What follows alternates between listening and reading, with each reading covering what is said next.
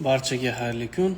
Hurmatli obunachilar, bugun sizlar bilan gaplashadigan mavzuyimiz qanday qilib aksiyalarni filtrlab olish mumkin. Esingizda bo'lsa, biz kecha sizlar bilan sohaga, ya'ni aksiyalar yo'nalishiga kirish qildik. Umumiy ma'lumotlarni oldik va ba'zi bir terminlarni o'rgandik, to'g'rimi? Bugun endi bolli professionalroq kirib boramiz mavzuga. Misol uchun, qanaqa filtrlasa bo'ladi? Sohada, misol aksiyalar yo'nalishida bilasizlar, juda ham minglab desak bo'ladida 5000-6000 minglab aksiyalar bor. Lekin uni qanaqa qilib ichidan biz o'zimizga kerakligini filtrlab olishimiz mumkin. Bugun mana shu narsa haqida gaplashamiz. 1 daqiqalar kutib turamiz, keyin sirazi boshlasak ham bo'laveradi.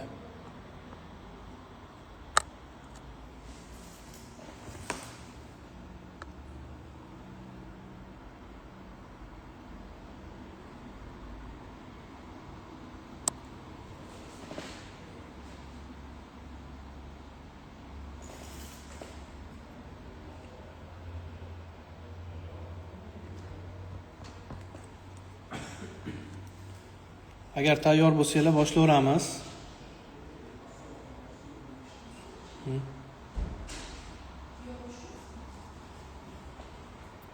Yo'da dars bo'lishi kerak endi. Yo, уже boshlab bo'ldim. Davom etamiz. Bugun sizlar bilan o'sha aksiyalarni qanaqa filtrlashni o'rganamiz. Professionalroq kirib boramiz sohaga. Aksiyalarda uncha bilimlari yetarli bo'lmagan treyderlar ba'zida o'ylanib qolishadi. Ba'zi bir savollar berishadi. Misol, qanaqa qilib o'sha 4000 ta 5000 ta aksiyani ichidan o'zimizga kerakli aksiyalarni saralab olishimiz mumkin yoki 4000 tani hammasini analiz qilib chiqishimiz kerakmi? Mana shunaqa savollar berishadi. Men aytamanki, yo'q, shart emas.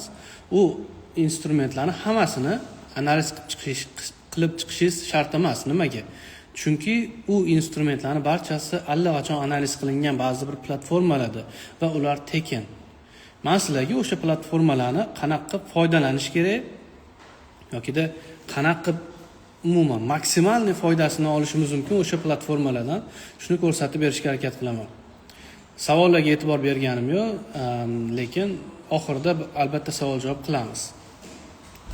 Boshlasak ham bo'laveradi asosiy mavzuni.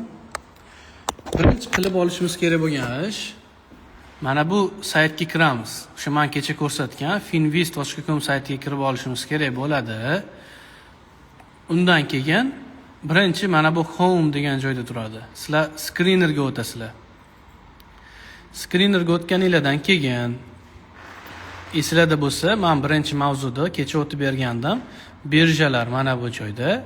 Misol, Nasdaq bilan New York birjasi haqida gaplashgandik, to'g'rimi?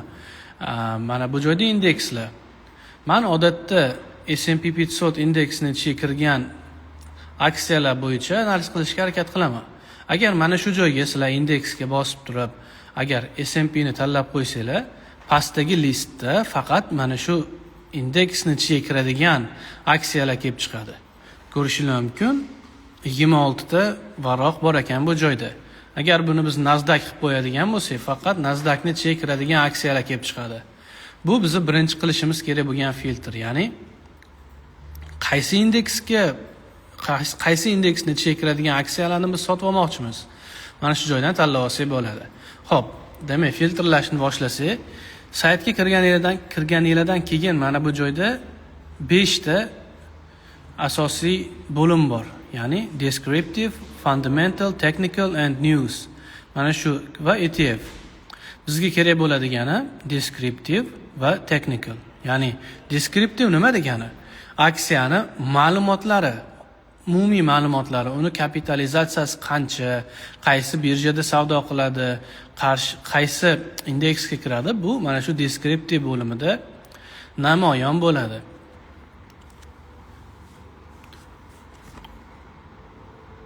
Va yana bir juda ham muhim narsa borki, aksiyaga agar sarmoya kiritmoqchi bo'lsangiz, siz undan oldin u aksiyada o'zi kapitalizatsiya qancha? Mana shu narsaga e'tibor berishingiz kerak. Chunki agar u kapitalizatsiyasi kichkina bo'lgan kompaniyalarni sotib olib qo'ysangiz, u kelajakda bankrot bo'lib ketishi mumkin va sizni pulingiz kuyib ketishi mumkin. Afsuski shunaqa ham bo'lishi mumkin. Shuning uchun biz sal filtrlaymizda kelajakda porloq bo'lgan aksiyalarga sarmoya kiritishga harakat qilamiz.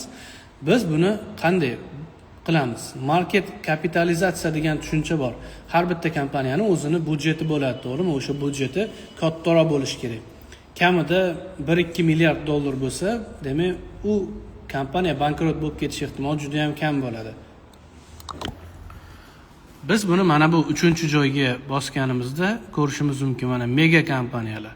Mega kompaniyalarga hozir bossam, adashmasam, birinchida Tesla turishi kerak, mana Apple va ko'rib turibsizlar va hokazo Amazon kompaniyasi, Google, bularning hammasi mana shu joyda kelib chiqadi.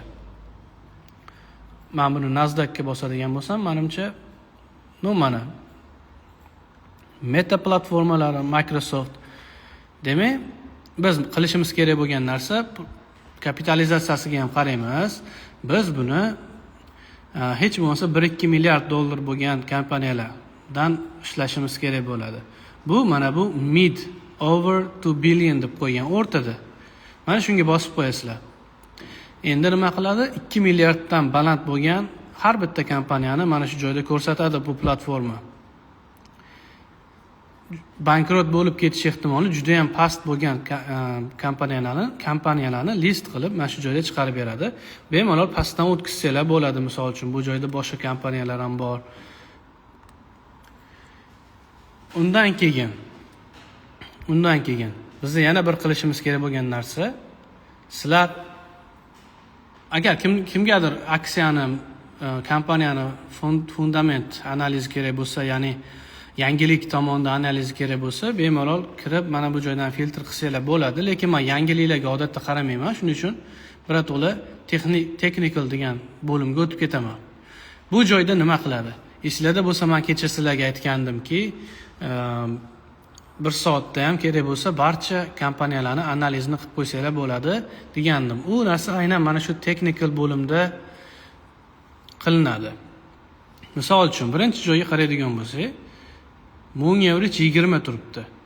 Agar biz buni bosib qo'yadigan bo'lsak, ya'ni moving average buni yoqib qo'yadigan bo'lsak, misol price below moving average 20 moving averagedan narxi pastda bo'lgan aksiyalarni ko'rsatadi.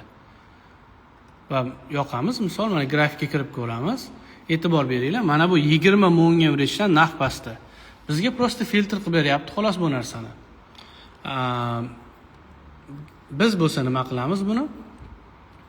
Buni sal o'zgartiramiz. Ya'ni ishonchliroq bo'lgan analizlarni topishga harakat qilamiz. Buning uchun bizga agar siz moving average bilan ishlaysiz, mana bu joyda 50 ham bor, 200 ham bor.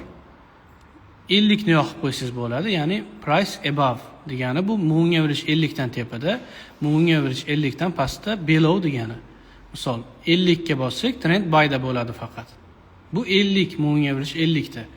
Moving average 200 ni ham xuddi shunaqa joyi bor. Men o'zim bu moving averagelarni ishlatmayman. Men odatda mana buni ishlataman. Ya'ni pattern degan joyi borda. Bu joyda patternni bossanglar, bu joyda modellar bor. Ya'ni birortasini tanlasak, misol mana double bottom. Bilasizlar, bu W modeli. Mana shu aksiyalarda double bottom modeli shakllangan ekan. O'zi ko'rsatib beryapti. Ya'ni sizlar analiz qilib o'tirishinglar shart emas. Aynan mana shu joyga pattern degan joyga bosdim. Misol double top. Ya'ni M modeli. Bosdim, o'zi analiz qilib beryapti. Ko'ryapsizlarmi? Allaqachon analiz qilingan instrumentlarni menga ko'rsatyapti. Ya'ni qaranglar, mana shu instrumentlarda allaqachon double top, ya'ni M modeli shakllangan. Dilga interes, misol birinchisiga bosib ko'ramiz. Birinchisiga bosadigan bo'lsak, mana qaranglar. Kattaroq time frame'da, weekly time frame'ga o'tamizda.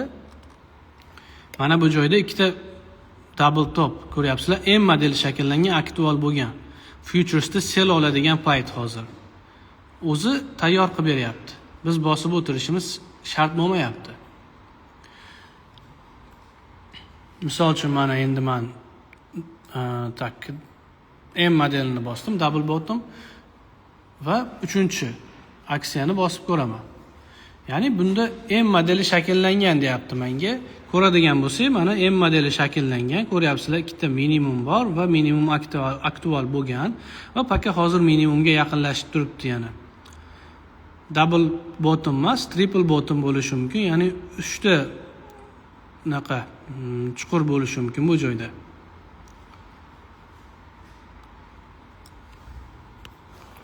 Aynan mana shunaqa narsa bilan, ya'ni pattern degan joyga bossanglar, allaqachon analiz qilingan, tayyor qilingan instrumentlarni ko'rsatib beradi. Sizlarni qilishinglar kerak bo'lgan narsa faqatgina modellarni to'g'ri tanlash xolos. Ya'ni istasangiz M modelini, istasangiz 3 burchak, hattoki bu joyda liniyaga kelib qolgan instrumentlarni ham o'zi ko'rsatib beradi. Hattoki narx kanallarni ham o'zi chizib beradi. Siz chizib o'tirishingiz shart emas. Siz kirasiz, tanlaysiz xolos. Bosib qo'yasiz. Misol uchun menga M modeli shakllangan instrumentlarni ko'rsatib bosib qo'ysangiz bo'ldi filtrga. O'sha 500 ta, 1000 ta aksiyani ichidan saralab beradi. Faqat o'sha M modeli shakllangan aksiyalarni. Sizni qiladigan ishingiz kutish va aktual bo'lganda bitim qilish qoladi xolos.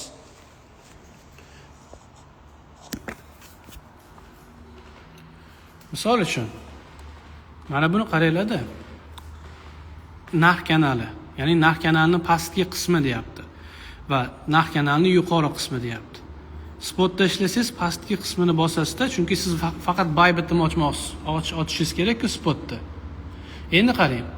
Narx kanali shakllangan instrumentlar. Biz ustiga bosamiz va qaranglar, narx kanali shakllangan. Men bu instrumentni ko'rganimda narx mana bu joyda edi, aynan sotib olish kerak bo'lgan joyda edi. Hozir ham aktual sifatida buni ham ko'rsatyapti, buni ham, bu modelni ham ko'rsatyapti. Ikkinchisiga bosib ko'ramiz. Ikkinchisiga bosganimizdan keyin ko'ringlar, mana narx kanalining pastki minimumga kelganligini ko'rsatyapti va kakras sotib oladigan joyda ekan. Misol biz mana shu joydan liniya tortib turib, o'sha sotib olsak bo'lardi. Uchinchisini ham ko'rsatyapti. Endi qaranglar. Exxon kompaniyasi. Aynan minimumga kelgan, juda ham chiroyli kanalni o'zi chizib berdi. Aynan minimumdan reaksiya olayotganda biz ko'ryapmiz mana. Liniyani tortib olsak bo'ladi-da, o'sha bugun bitim ochsa bo'ladi. Vaqtinglar juda ham tejaladi mana shunaqa qilsanglar. Даже bu joyda trendiy liniyalar bor, уровеньlar bor. Misol uchun men для интересni davay liniyani chizib ko'raman. Liniyani bosdim. Liniya tayyor turgan instrumentlarni yana ko'rsatib beryapti. Ya'ni filtrlar beryapti bizga, tayyor filtr. Ko'ryapsizlar mana pastda уровень, tepada liniya chizib qo'yapti. Mabodo tepaga yorilsa, sotib olsa bo'ladi. Mana o'sha liniyani chizib qo'yib, proboy bo'ldi deb turibdi-da. Yana bitim ochsa bo'ladi, misol uchun bugun spotda.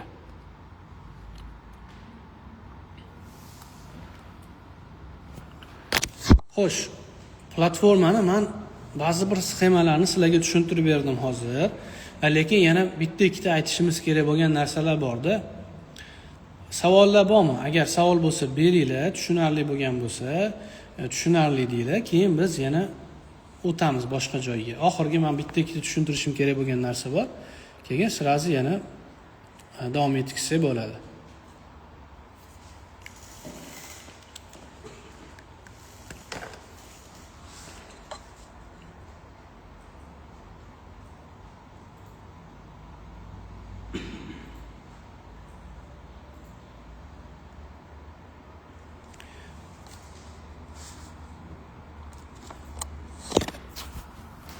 E'tibor qilinglar-da. Mana bu joyda maps degan joy bor-da, maps degan bo'lim bor.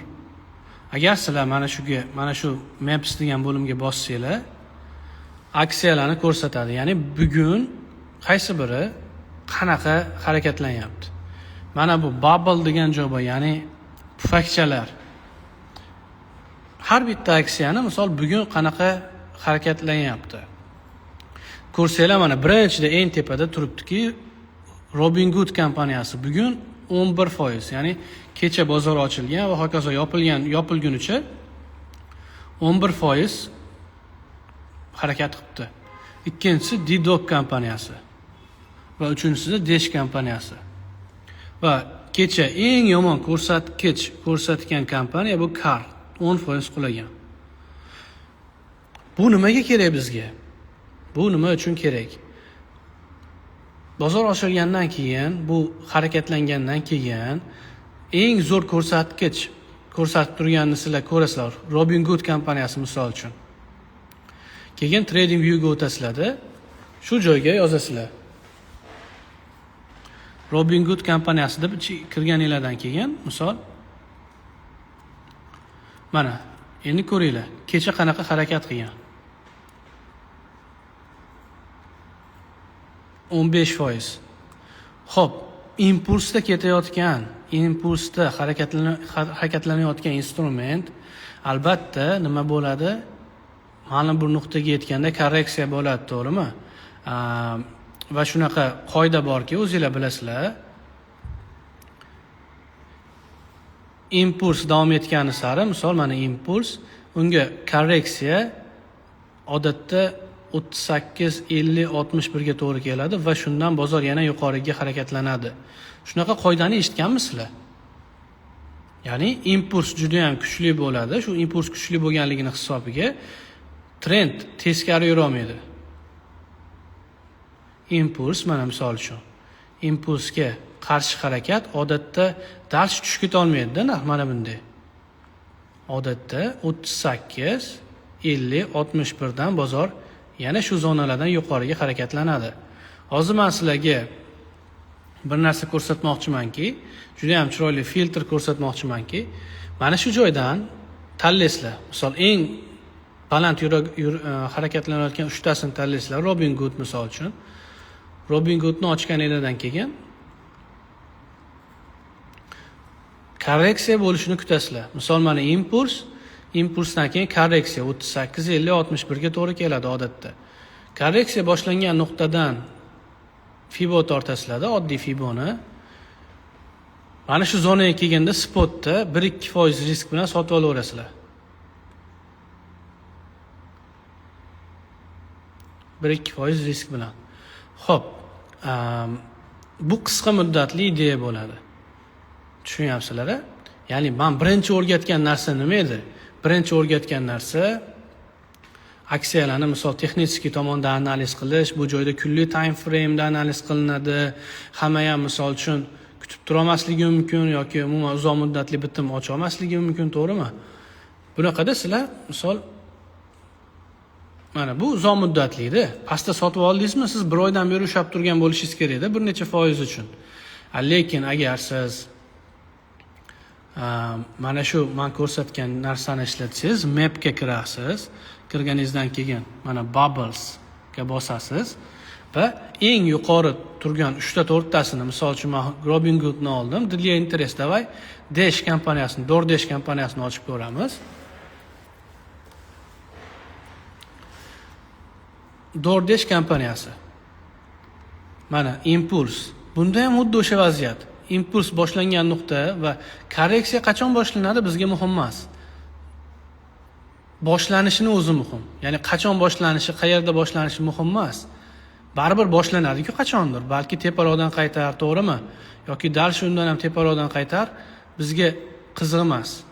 Qayerda qaytsa ham biz oddiy Fiboni olamizda, impuls boshlangan va korreksiya boshlangan nuqtaga tortib olamizda, undan keyin mana shu zonaga bitta uroven tashab qo'yamiz, misol uchun 23, 38, 50, 61.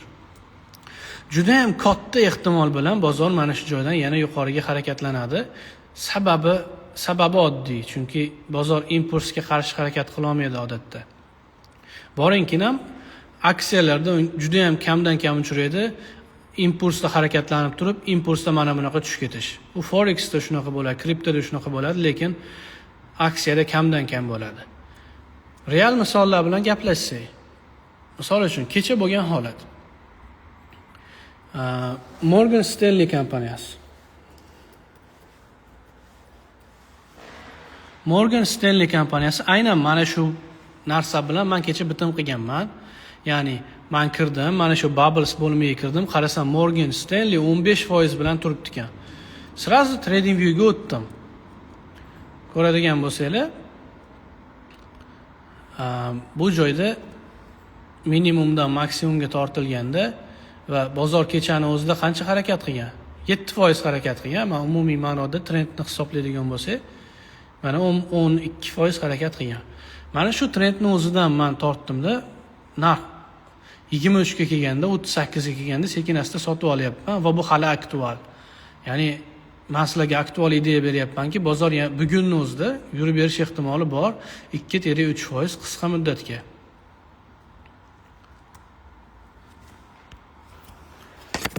Mana shunaqa filtrlar bilan biz ancha muncha bosh og'rig'idan qutulishimiz mumkin-da.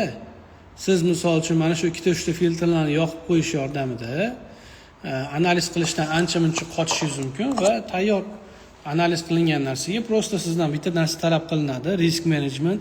Lekin risk managementni bugun gaplashmaymiz, uni ertaga gaplashamiz. Risk management mavzusini ertaga gaplashamiz to'liq xudo xolasa. Baka bugun faqat filtrlashni o'rgandingizlar bilan.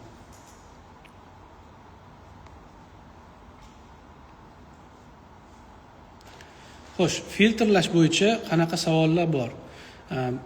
Bu narsa nomini ko'p so'rashibdi. Efirni boshida aytgandim, finviz.com. Efir saqlanib bo'ladi, birinchi efir ham, ikkinchi efir ham va ertangisi ham saqlanib bo'ladi, faqat bir necha kunlardan keyin kanalga qo'yiladi, Telegram kanalga.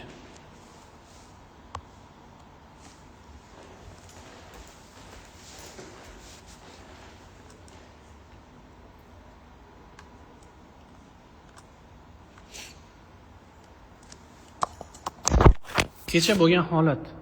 Aynan mana shu joyni ko'ringlar. Men mana shu holatni sizlarga ko'rsatgan mana bu platformam yordamida aniqladim-da. Ya'ni platforma ko'rsatib turibdi.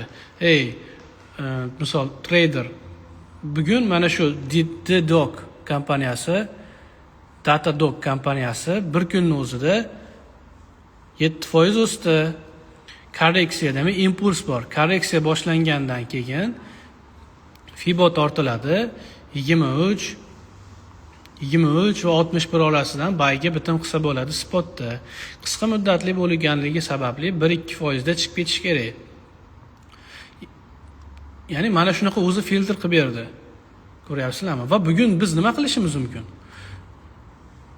Bugun qilishimiz kerak bo'lgan narsa, misol Dash kompaniyasiga, Robinhoodga va mana Datadog kompaniyasi bilan qolib ketibdi-yu burchida. Datadog kompaniyasi kechani o'zida 10% o'sgan. Mana shuni korreksiyasidan biz albatta nima qilsak bo'ladi, sotib olsak bo'ladi. Uni qanday aniqlar ekanmiz? Kompaniyani aksiyasi korreksiya boshlangandan keyin korreksiya boshlangan nuqtaga, impuls boshlangan nuqta va korreksiya boshlangan nuqtaga tortib olamiz. Qayerda boshlanib? Taxminan mana shu joyda deylik va narx qulagan sari 23 dan 38, 50, 61 dan qisqa sotib olamiz va umumiy hisobda 2-3% bozor yopilguncha olib chiqib ketsak bo'ladi va bu juda ham yaxshi ko'rsatkich degani.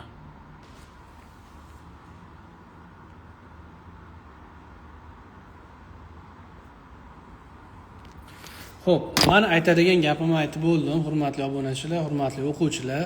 Savol bo'lsa bersanglar bo'ladi, bo'lmasa efirni tugatsak ham bo'ladi. Mabodo biror joyga tushunmay qolgan bo'lsangizlar yokida ko'rmay qolgan bo'lsangizlar, ba'zilar kechikirgan bo'lishi mumkin. Zapisdan ko'rib olishinglar mumkin bo'ladi.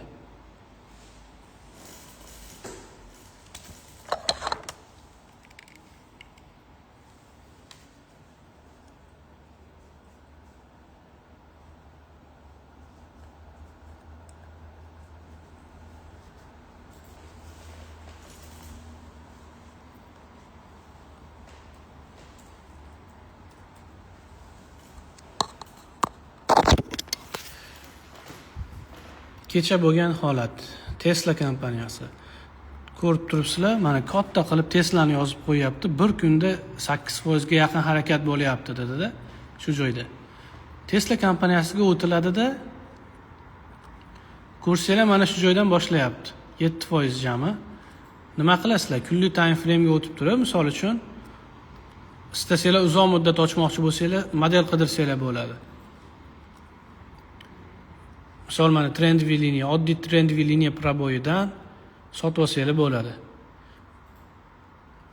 Va bu narsani misol aytdim, minglab aksiyalar bor. Qanaqa qilib buni aynan mana shuni sotib olishimiz kerakligini bo'lsa, men sizlarga bugun mana shu finviz.com platformasi yokida umuman filtr qilish sxemalari yordamida sizlarga to'liq tushuntirib bera oldim deb o'ylayman. Xo'p, bugun sizlar bilan nimalarni o'rgandik o'zi? Aksiyalarni filtrlash mavzusida biz sizlar bilan birinchi bo'lib Finvizni o'rgandik. Finviz, undan keyin texnik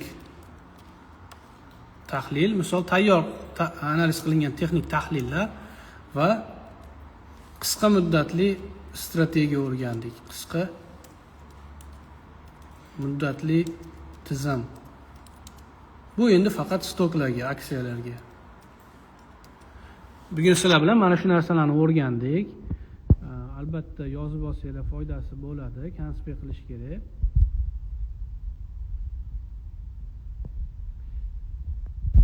Albatta efir yozib olinadi, saqlanib qilib kanalga tashab qo'yiladi.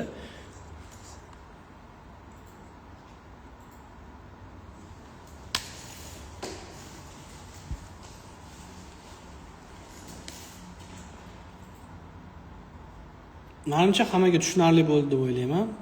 Savol bo'lsa, Telegram akkauntga yozsanglar bo'ladi, gruppalarda yozsanglar bo'ladi. Sog' bo'linglar, omon bo'linglar. Men o'zimda bor bilimlarni berishga harakat qildim. Mabodo agar yana qanaqadir yangilik birorta narsa topib olsam, aksiyalar bo'yicha albatta sizlarga yana birorta efir qilib berishga harakat qilamiz. Bugun 2-kun edi. Ertaga sizlar bilan aksiyalarga matematika tuzib chiqish haqida gaplashamiz. Mana bunday o'ylab ko'rsanglar, o'rtoqlar, 3 ta streamni o'zida, darsni o'zida, live'ni o'zida sizlarga to'liq ma'lumot berishga harakat qilyapmiz. Birinchisi biz sizlar bilan sohaga kirish qildik. Fundamentlarni tushunib oldik. Ikkinchisi qanaqa qilib analiz qilish mumkin, tayyor analizlarni va uchinchisi risk management. Xudo xolasa uni ertaga o'tamiz. Shu 3 ta mavzu bilan yaxshi o'zlashtirib, albatta stoklarda, spotda savdo qilsa bo'ladi.